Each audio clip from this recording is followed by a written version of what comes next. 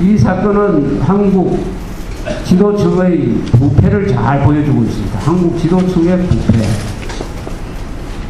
한국이 아직도 선진국이 못 되는 이유가 두 가지가 있습니다. 하나는 남북 통일을 아주 못했기 때문입니다. 자유 통일을 못했기 때문입니다. 북한이라는 존재를 아직도 우리가 극복을 못했기 때문입니다. 그래서 아직은 선진국 행세를 못하고 있습니다. 두 번째는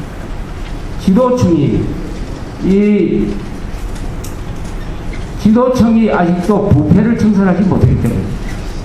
지도층, 대통령, 국회의원, 공무원들이 아직도 부패를 청산하지 못했기 때문에 한국은 뭐냐? 선진국이 아직 되지 못하고 있습니다.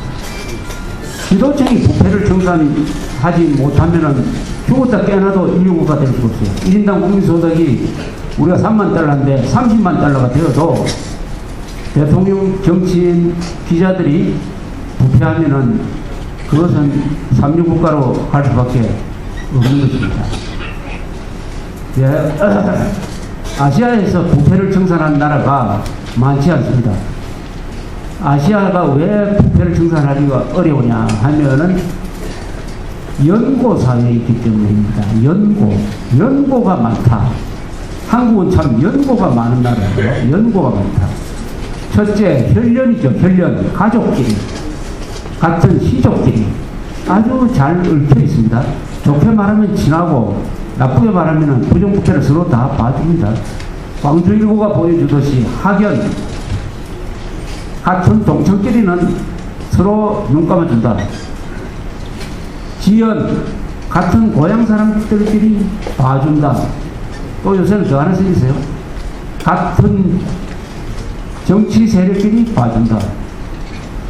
정연, 군연, 학연, 혈연, 지연 이런 게 복잡하게 얽혀서 돌아가는 사회에서는 법대로 하기가 매우 어렵습니다. 이런 사회일수록 뇌물이 잘 통해요. 뇌물이. 아시아 사회가 대충 그래요.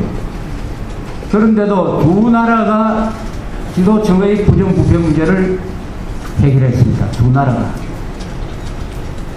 이스라엘까지 넣으면 세 나라가 되겠습니다. 세 나라가. 첫째 하나는 일본이죠. 일본, 싱가포르, 그 다음에 이스라엘입니다. 일본은 무사사회입니다. 무사사회는 이 양반사회와 달라가지고 그 내부 규율이 매우 엄격합니다. 따라서 정직해야 됩니다. 정직하면 깨끗해지게 되어 있습니다. 공이 앞서는 사회입니다. 공이 사를 압도하는 사회입니다. 싱가포르는 이광규라는 사람을 지도자로 만났습니다. 또 그 관료 제도가 영국식입니다. 영국이 부정부패를 없애는 좋은 제도를 갖고 있습니다. 식민지를 영국에서 경험을 했습니다. 영국으로부터. 이광규는 정권을 잡자마자 아시아를 둘러보니까 지도층이 부패하면 공산화되겠다 하는 판단을 했어요. 중국이 왜 장개석 군대가 무너지고 모택동이가 정권을 잡았느냐 하면은 장개석 군대는 부패하고 모택동의 팔로구는 깨끗했다. 또 그렇게 믿고 젊은 사람들이 공산주의로 많이 몰려갔다.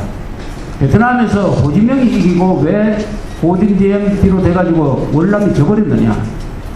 호지명은 깨끗하다. 호지명 쪽으로 기울더라. 이렇게 됩니다. 만약 김일성이가 이승만처럼 깨끗했더라면 대한민국은 아마 훨씬 전에 공산화됐을 겁니다.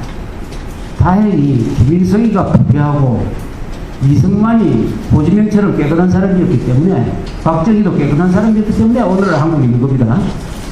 지도층이 부패하면은 아무리 다른 부분에서 성공을 해도 정치적 선동에, 좌익적 선동에 넘어가게 돼 있다. 그래서 이광효가 공무원들을 깨끗하게 하기 위해서 몇 가지 조치를 취했어요.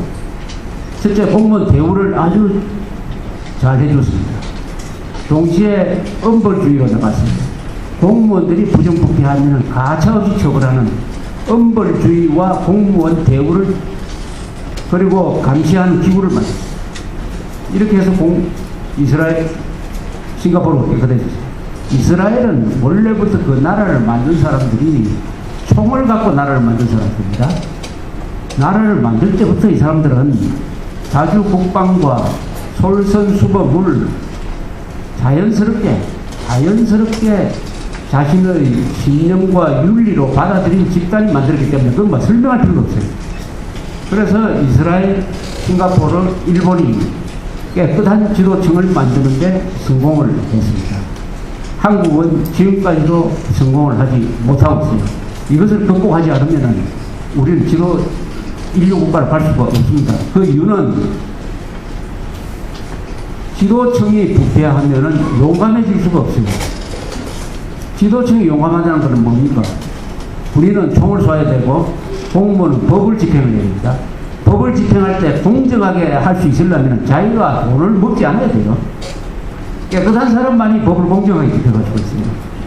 돈을 받으면 그때부터 불안하기도 하고 또 누구를 봐줘야 된다는 의무감도 생기고 이렇게 해서 법을 허물허물하게 적용하기 시작합니다.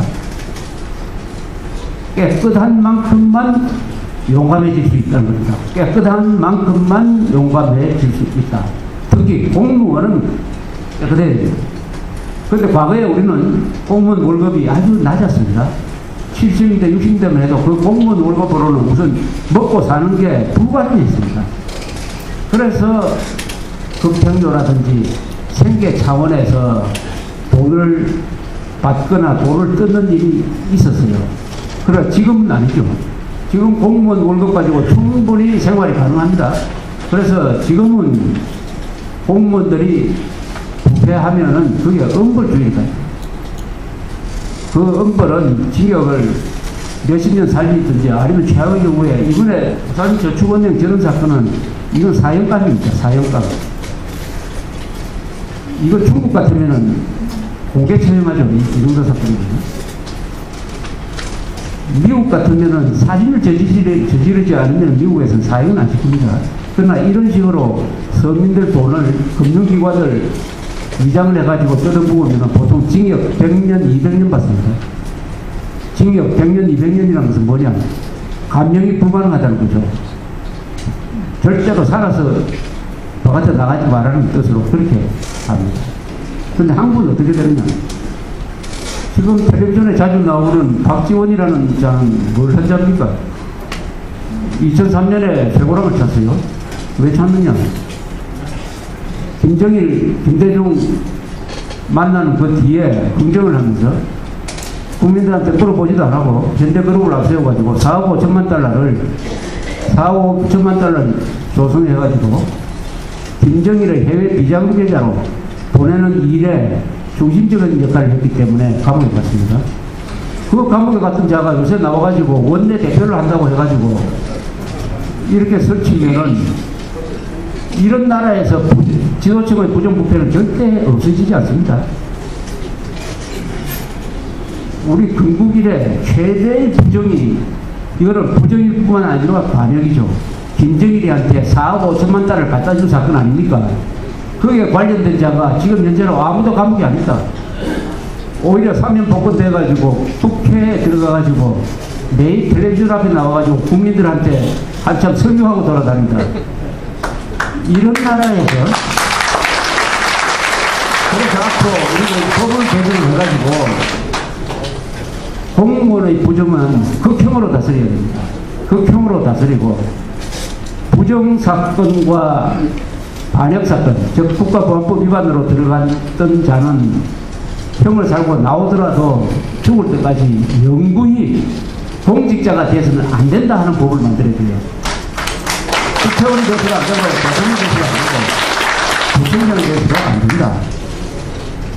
의외로 간단합니다. 이 부정부패를 해소할 때는 엄벌주의가 가장 효과가 있습니다. 엄벌주의. 돈을 먹으면은 내 목이 날아난다.